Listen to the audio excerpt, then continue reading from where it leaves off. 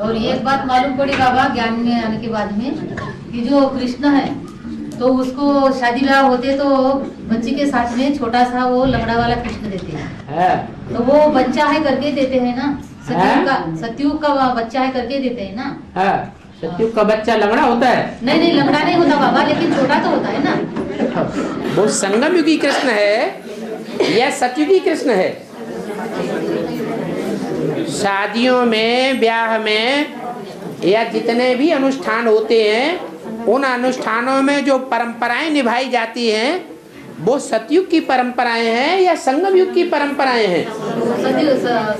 संगम युग की परंपराएं हैं। संगम युग में लंगड़ा कृष्ण है, माने कृष्ण वाली आत्मा पूरा ज्ञानी नहीं है, लंगड़ा लंगड़ा के चलने वाली है, पुरुषार्थ में तीखी दौड़ दौड़ने वाली नहीं है।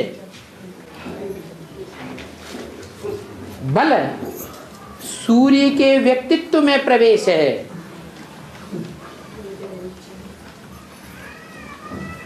लेकिन प्रवेश होने के बावजूद भी लंगड़ी है,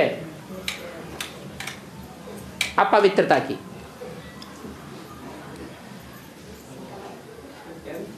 वो कृष्ण की आत्मा कन्याओं माताओं को आकृष्ट करती है। बाल कृष्ण क्यों कहते बाबू?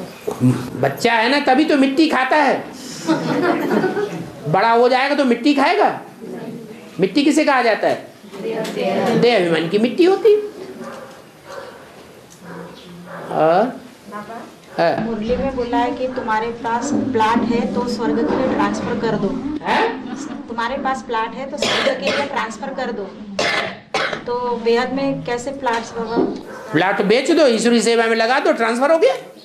और इतनी बात समझ में नहीं आती है? स्थूल प्लाट नहीं है, बेहद में तुम्हारे पास धरनी का कोई हिस्सा नहीं है। कोई कन्याएं माता ऐसी नहीं है तुम्हारी मुट्ठी में है, तुम जैसे चलाना चाहो उनको वैसे चला सकती हो, है या नहीं है? हाँ ना नहीं करेगी, बहुत चालाक है।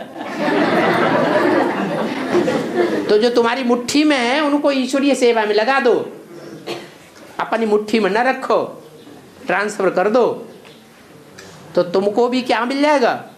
स्वर्ग में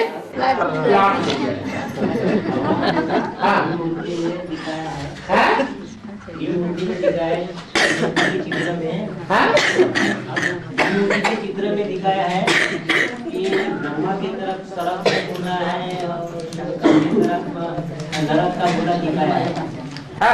उसमें दिखा है कि ब्रह्मा द्वारा स्वर्ग की स्थापना और माया के द्वारा नरक की स्थापना।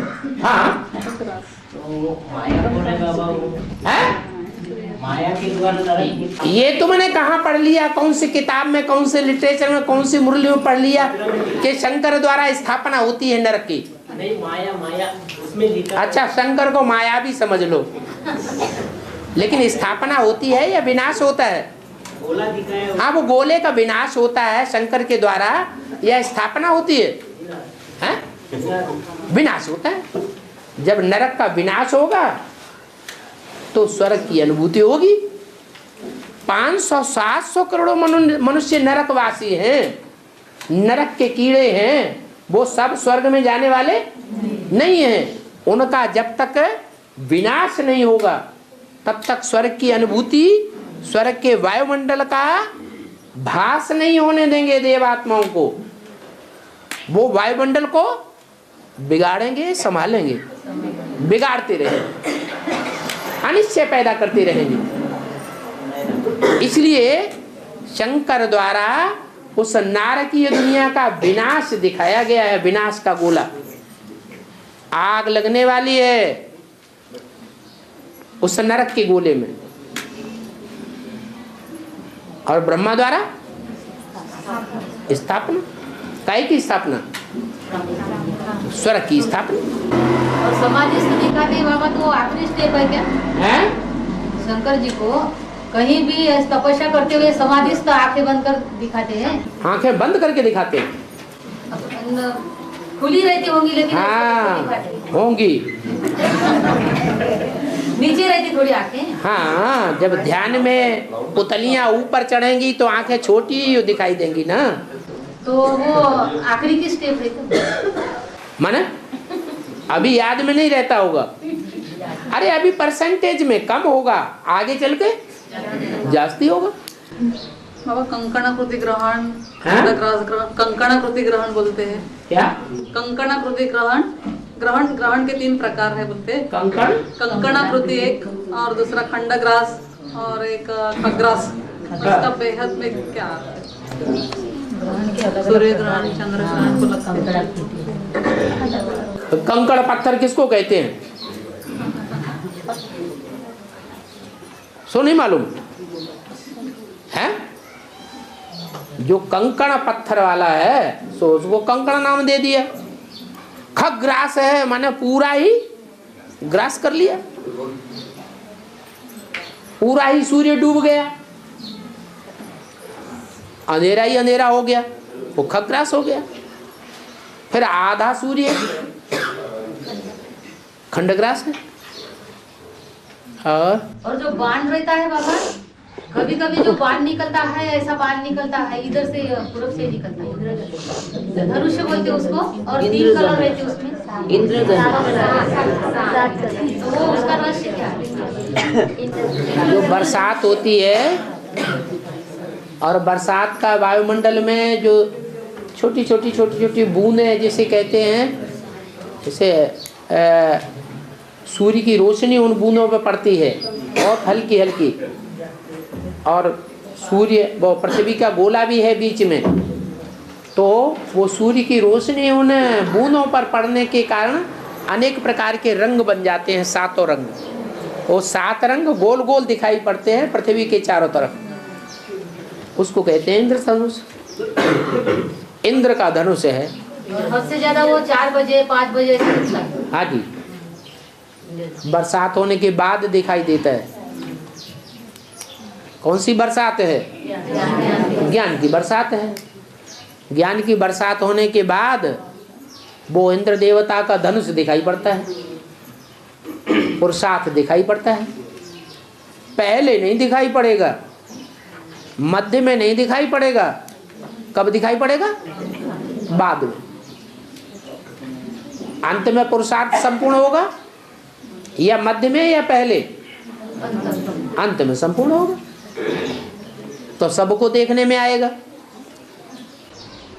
और बाबा, गंगा यमुना का मेल होता है तब सरस्वती प्रत्यक्ष होती है, माना सरस्वती प्रत्यक्ष होती ही नहीं,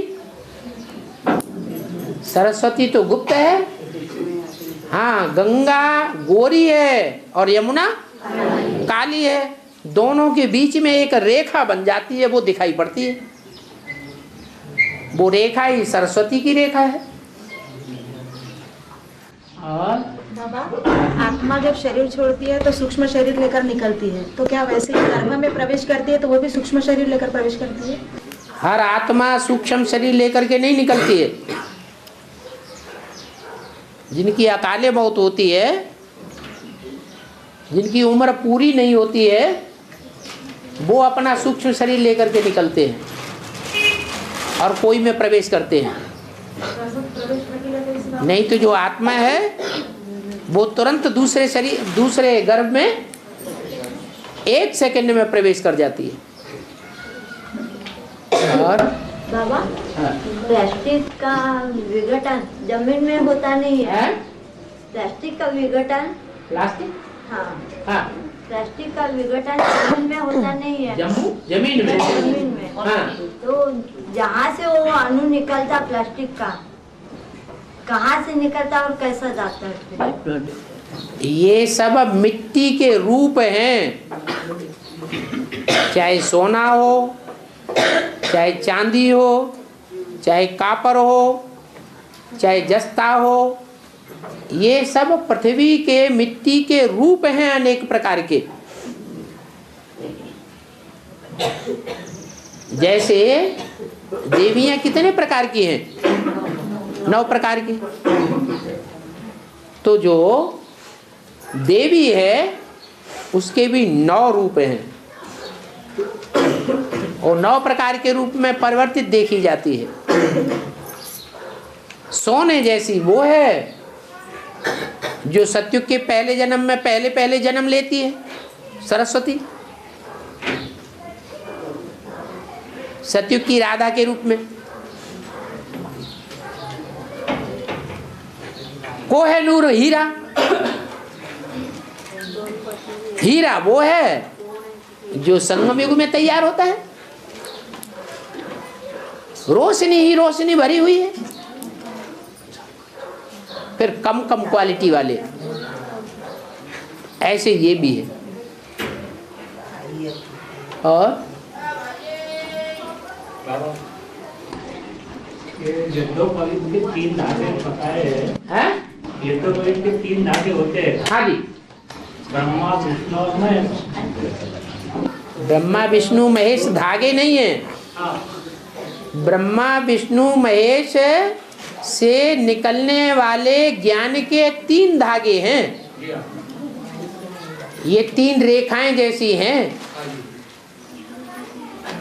ब्रह्मा की रेखा ज्ञान का धागा है,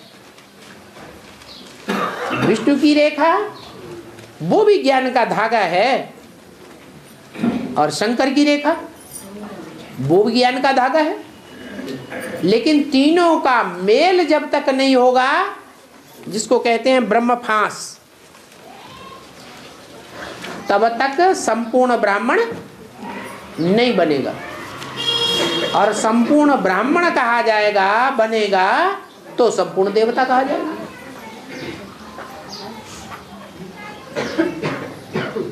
उसको कहते हैं यज्ञ उपवीत। क्या? उप माने ऊपर, यज्ञ माने ज्ञान यज्ञ। ये ज्ञान यज्ञ की पराकाष्ठा है, जो ब्रह्मा विष्णु शंकर के मुख से निकले हुए तीनों प्रकार के ज्ञान के धागों का जिसमें समावेश है। इतना गहराई तक वो ज्ञान समा जाना चाहिए बुद्धि में, ब्राह्मणों की बुद्धि में, कि कोई क्लियर करना चाहे कि ब्रह्मा कौन, विष्णु कौन और शंकर कौन। उनका फोटो हमको क्लियर करो, उनका एड्रेस हमको बताओ, उनका पूरा आईडी हमें चाहिए, तो पूरा समझा सके। तो कहेंगे यज्ञोपवीतधारी संपूर्ण ब्राह्मण।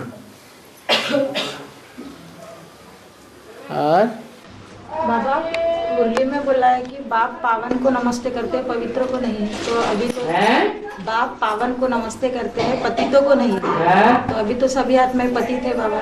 हाँ, सभी आत्मा पवित्र है। तो बाप क्या किसी की सामने बुद्धि झुका रहा है? सरेंडर है तुम्हारे सामने? बाप तुम्हें सरेंडर दिखाई पड़ता है? बुद्धि से दिखाई पड़ता है? तो नमन करता है कि नहीं करता है? एक होता है ऐसे मुंडी को नमन करना, उसका अर्थ है, या मुंडी झुकाना ही अर्थ है? मुंडी झुकाना माना मन बुद्धि को झुका देना। जो आप कहें सो सच्चा, जो इस मुंडी ने कहा सो झूठा, तो कहेंगे झुकाना। दिल में नहीं रहता बाबा, लेकिन एक आधी बार ऐसे नाती समझ से नमस्कार बोले तो मन में तो नहीं रहता। ऊपर से बोल देते हैं नमस्कार, ऊपर से बोल देते हैं नमस्कार, हाथ जोड़ देते हैं, वो आगे गया और हम पीछे गए, ससुरा महतो गालियां देने लग पड़े।